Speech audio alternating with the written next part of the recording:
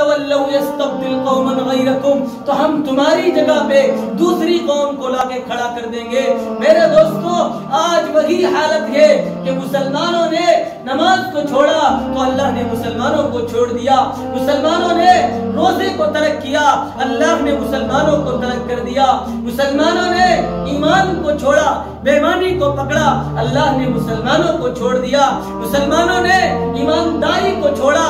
जो है नाप और तोल के अंदर बराबरी नहीं की तो अल्लाह ने उन्हें गड्ढे के अंदर धकेल दिया, मुसलमानों ने झूठ को पकड़ा, सच को छोड़ा, अल्लाह ने उन्हें भी छोड़ दिया। आज मुसलमान ने कुरान को छोड़ा तो अल्लाह ने उन्हें भी छोड़ दिया। आज पूरी दुनिया के अंदर अगर गौर किया जाए, मुसलमान जलीलो ख्वार क्यों है, मुसलमान की जगह जगह पे पिटाई क्यों होती है, जगह जगह पे मार क्यों होती है, तो कोई कहता है इंजीनियर नहीं है, कोई कहता है मुसलमानों के पास डॉक्टर नहीं है, कोई कहता है मुसलमानों के पास विधायक नहीं है, कोई कहता है मुसलमानों के पास सांसद नहीं है, कोई कहता है मुसलमानों के पास जो है सरकारी महकमे नहीं है। मेरे दोस्तों, हिंदुस्तान छोड़ दो, एक मुल्क के अलावा कोई मुल्क नहीं है जहां पर जो है मुसलमान परेशान नहीं है। वहां इस्लामी हुकूमतें होने के बावजूद भी मुसलमान परेशान है। मुसलमान परेशान है,